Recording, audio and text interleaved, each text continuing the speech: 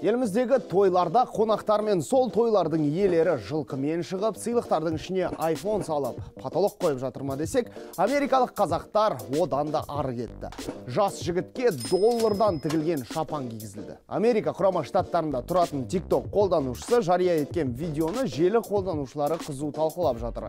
Онда тойға келген қонаққа орта жастағы әйел доллардан тігілген шапан кигізеді. Кадр сыртында бұның қолдан тігілген бұйым және америкалық шапан екені айтылады. Онда жас жігітке кигізілген шапанның кілең $1 купюралар арнайы пакетке салынып тігілгенін көруге болады.